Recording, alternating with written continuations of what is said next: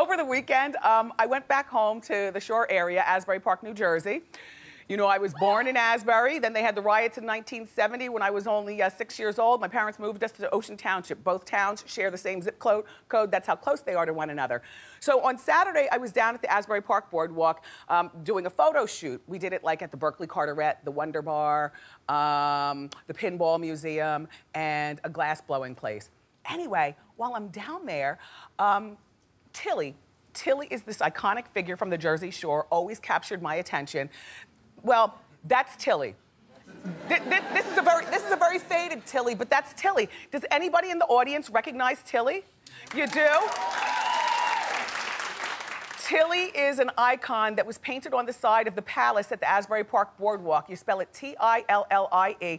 And everybody who knows the Asbury Boardwalk knows Tilly. I'm telling you, you could be in the ancient ruins in Rome, and if you have a Tilly t-shirt on, somebody from Jersey is gonna say, hey, Jersey, all right.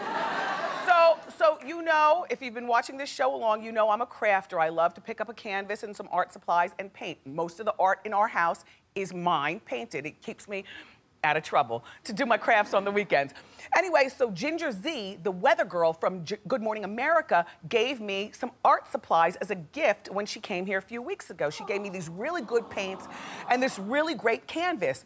So yesterday, you know, Sunday, I'm a home woman on the weekends. I busted out my Ginger Z canvas, I busted out my paints, and I said, I'm gonna paint Tilly. So it won't be ready for 2 weeks, but this is how far I got. Show mine.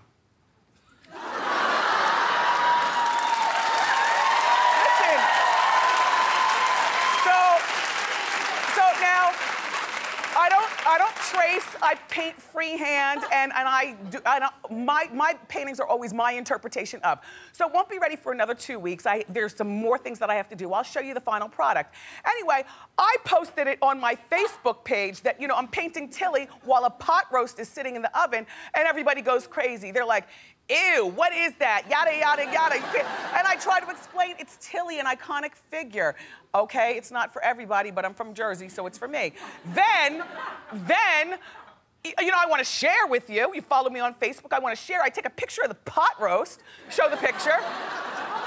Okay, now, number one, I put the pot roast on at like 12:30 in the afternoon. This was taken about 12:45. So you see, things are just getting going. I didn't take it off I kept it on low all day. I took it off at 6 o'clock. It was succulent and juicy and delicious. But no, my Facebook people, here they go. It still looks raw. I told them, oh, you eat too much pork. A pot roast is beef, not pork. And you know how you take the garlic cloves and you drive a knife into your meat and then you push the garlic cloves in there? On a scale of 1 to 10, I don't know what you're talking about. That pot roast was a 10 when it was done.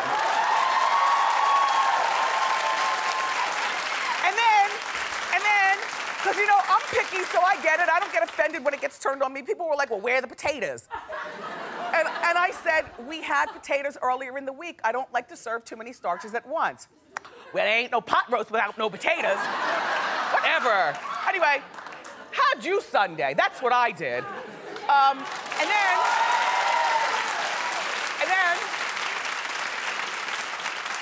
I had the kitchen cleaned up by 7 o'clock in time for the Golden Globe red carpet. And that was for 2 hours, and that spun into the regular Golden Globes. Well, I didn't watch the Golden Globes like that on account of I was housewifing it, but I do have to say congratulations to all the winners because I was back and forth. I did see some Tina Fey and Amy Pollard monologuing and hosting. I thought they did a great job. They got rave reviews. I thought that they both looked terrific. As a matter of fact, as soon as I saw Tina in this burgundy dress here, I said, oh, that's like that Katy Perry dress that she wore. It's similar, like in material and embellishment. I like that dress on both of them. Anyway, Tina and Amy had some great jokes. Take a look. Matthew McConaughey did amazing work this year.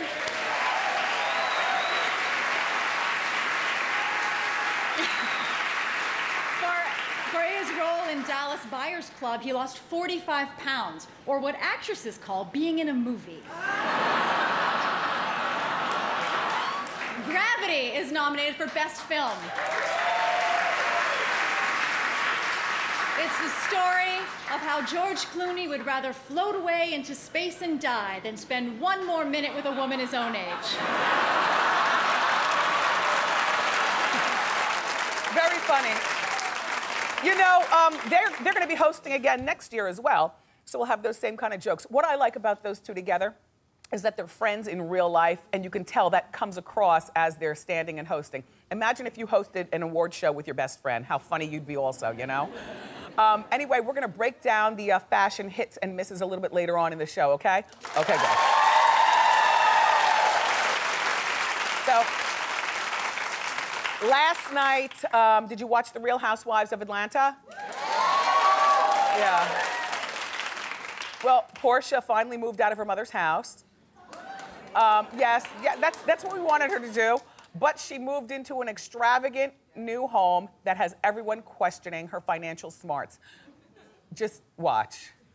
How big is this house? It's almost 8,000 square feet. 8,000 square feet? Porsha, you done lost your cotton picking mind. My mind. This is motivation, is what this is. We don't spend our money to get motivated. No, we get set up first. First, I had to deal with my family ragging on me about moving into this house, and now here comes Candy and Phaedra. I just wish that they would just support me and understand that this is a part of my process.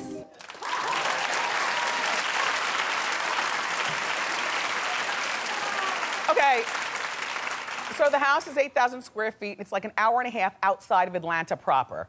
Porsha is a young, single, first of all, the lawn service alone is going to be a fortune cleaning it. The killer can hide anywhere. I remember as a single woman, you know, thinking, and at one point I lived in a studio apartment, it was just perfect, because I could sleep and watch the door, I watch the windows, and there's no place for the killer to hide.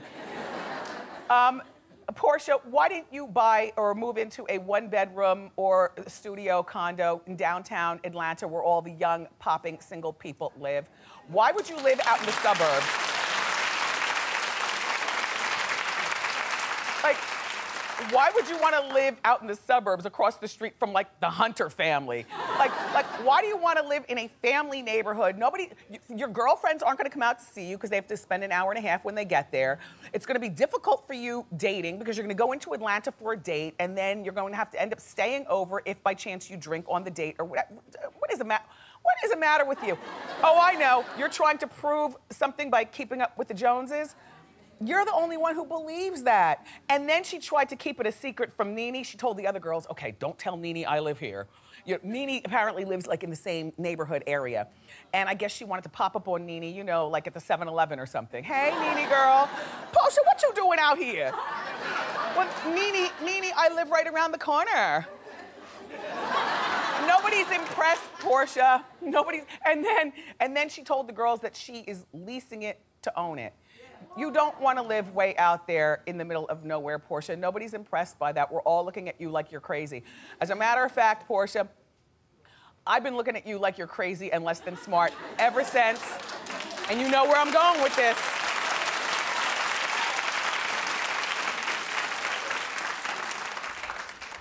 The Underground Railroad comment. Now, our show happened to have been on vacation, so we didn't get a chance to talk about it, but I'll tell you what happened. Do you remember? Okay, so the girls are on vacation in Savannah, and they go to one of the oldest black churches in the country. And so the historian pastor is showing the girls down on the floor. There were some holes in the floor, and he explained that this is how people, you know, taking the Underground Railroad would breathe as they're trying to escape in a 4-foot-high tunnel, basically crouching and trying to breathe. So there were some holes in the floor, and he explains that this is one of the ventilation systems. And she said, Porsha said something like, well, when would they stop? The conductor would have to rest the train. Suzanne,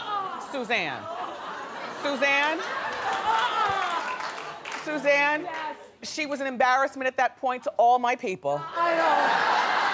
And here she goes saying that she's the granddaughter of a civil rights leader and the whole bit. Suzanne, it was a real dumb black moment right there. Porsha, the best you can do.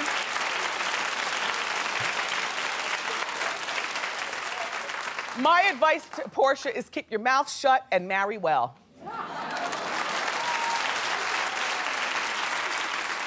Sorry, Porsha, you did it to yourself. So Pam Anderson remarried Rick Solomon. I mean, I wasn't sure whether you were going to be happy or not on account of they were married for 2 months back in 2007. You know, Rick Solomon is the guy who was in the Paris Hilton sex video, One Night in Paris. Doesn't he look wild-eyed? Well, that was back in 2007. Here they are today. Show them the recent picture.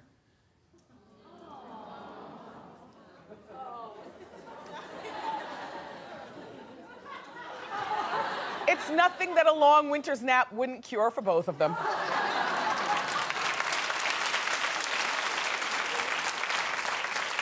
What I like about them is that they've rekindled the romance. They don't have any kids together, but she's 46 and he's 45, and it's age-appropriate love. And you know what? Sometimes love does work the second time around. So congratulations to Pam and Rick both. Congratulations.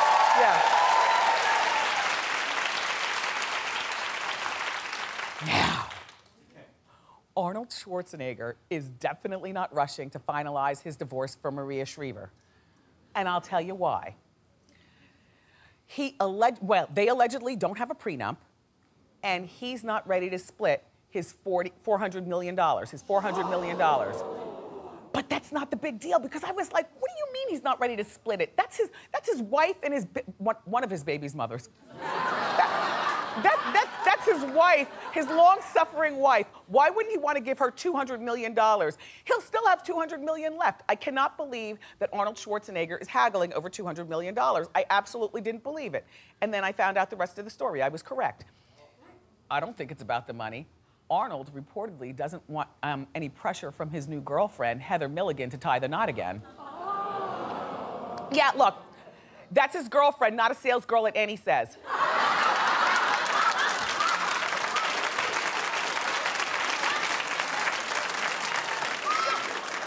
Not that there's anything wrong with that. I love Annie Says. It's just that, you know, when you picture the new girlfriend, ladies in the front row laughing along with me, when you picture the new girlfriend of, you know, a $400 million Hollywood star, wouldn't you think she'd be more zhuzhed, snatched, and put together? It's like she sells shoes at Footnotes. I'm just so shocked that she looks like the rest of us. Well, you know what? I understand Arnold not wanting to have to cave into the pressure of getting married again. You know what I mean? And the only thing that could stop that, but yet keep this woman in his life, is if he stays married to Maria. So it's a down low business decision that why is he looking at her like that? Look, he's saying, I told you not to wear that.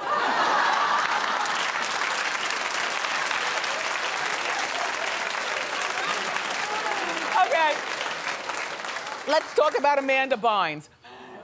Well, no, it's been decided she's not going to jail for allegedly throwing her bong out the window of her New York City apartment back in May. That's not funny, though. Didn't you grow up hearing that if you threw a penny out of the window, if it hit somebody in the head, they would die? Didn't you grow up hearing that? You know, a few flights up, if you do that. Can you imagine if that bong hit somebody in the head? That's not funny. Or even worse, if the bong water splashed on your new coat. You remember back in college when you'd spill the bong water, you could never get that smell out. Anyway, instead of going to jail, Amanda must attend outpatient therapy for the next 6 months, and her case will be dismissed. Well, I think this is a great idea. I'm glad she's not going to jail. She's not a criminal because the bong didn't kill anybody. And as far as outpatient therapy, you know what? Inpatient therapy is great unless inpatient therapy is great if you don't have people to monitor at home, you know? So she'll be doing outpatient therapy. And, you know, Dr. and Mrs. Bynes, I've never met these people before. I don't know anything about them other than that they seem like really nice people. And Mrs. Bynes, particularly Carol, she looks so happy to have her daughter back. And Dr. Bynes, I told you he's a dentist, and she's living at home with her parents. And the therapist will come to the house a few times a week and therapize her.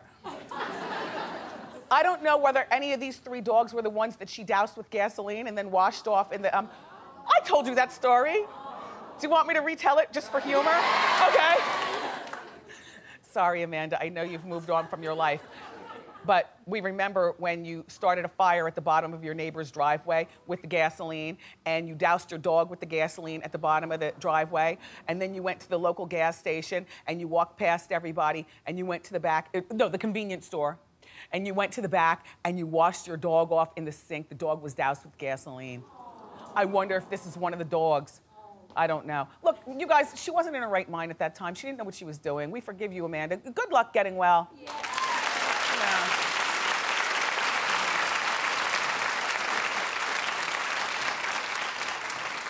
So Paula Abdul, friend to the show, is suing a tanning salon for more than $25,000. Well, as far as I'm concerned, and I'll tell you the story, it needs to be more than $25 million. And I'm gonna tell you why. Because Paula claims that she went to this tanning salon. They specialize apparently in something called the Slim Star Body Wrap. Look, it burns like 1,200 calories in one laying. That's like that's a half a pound, 1,200 calories. That's pretty good. Except who would go to lose weight at a tanning salon? Paula. Rich people are always up to something. All right, so look. She went into the tanning bed and she came out with severe burns all over her body. Her legs specifically. Well, you know, a woman's legs are very important to her. Without your legs, you're a stump. So that, to me, is worth more than $25,000. Paula's claiming that she had to employ a physician, a surgeon, and some other people to help her recover. I remember, you know, I used to go to a tanning salon, you know, just to keep it fresh. And I got burned on my stomach. Well, I felt the burn happening at the time. I was stupid because I could have sued for $25,000 or $25 million, but I didn't. I'm not litigious like that, you know. But I ended up getting a tattoo to cover the burn, which ended up covering the tummy tuck mark. Oh, just a whole mess right here. The thing is that if you feel something sizzling and you smell something burning at a tanning salon, get out, run. Good luck, Paula.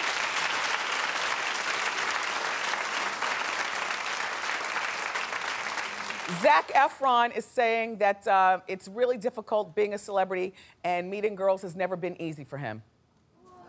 Really, boy? I don't care if he was selling t-shirts at the Gap. This man right here would never have a problem meeting girls. His hair is healthy and shiny. I love a man with caterpillar eyebrows. Look how long his lashes are. His eyes are so blue. Come on, I'm breaking him down. His nose, there's nothing wrong with that. That smirk right here, turn on. I love a guy who has a bit of a jerk in him, you know. Turn on. Now, come on, let's work from the neck down, not in a suit. Let's show the other picture. Really?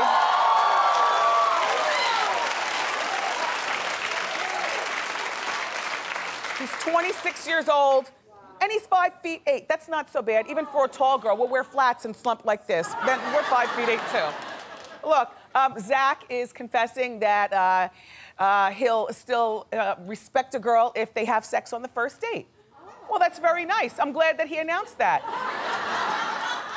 You know, I'm not encouraging anything, and I'm talking to grown women now, not young girls.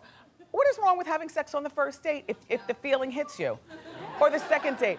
Has anybody here ever had sex on the first date? Yeah. How'd that work for you? Did you marry him? Oh. Well, Rachel Bilson, who's here, her mom's a sex therapist. I want to ask her hey, Rachel, I know you're watching from the green room. Can you call your mom real quick before you come out here in a few moments and ask your mom what she thinks about having sex on the first date? I just don't think that it's something that, look, it's not about being slutty. It's about if it happens to strike you and you're mature people and the mood hits you and you do that. What you do afterwards is up to you. If you have stupid talk from your mouth and no direction from your compass of your life, then of course he's not gonna or she's not going to want to be with you. You know, it takes a really smart talking person to be able to get away with having sex on the first date and have the guy or girl still stick around. You know what I mean? You know what I mean?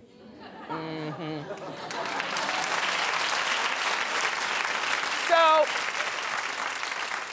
did you know that Kim Kardashian and Nicole Richie have been friends since they were young girls? Yeah, well, we have the proof. It's kind of cute. It's our hot shot of the day. Hit it.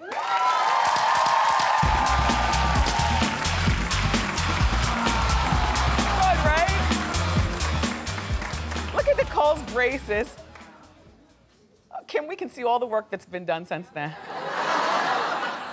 They're both 13 years old there. I think that's really cool. That's really cool. Yeah, nice. Thank you. Thank you for posting that on your Instagram, Kim.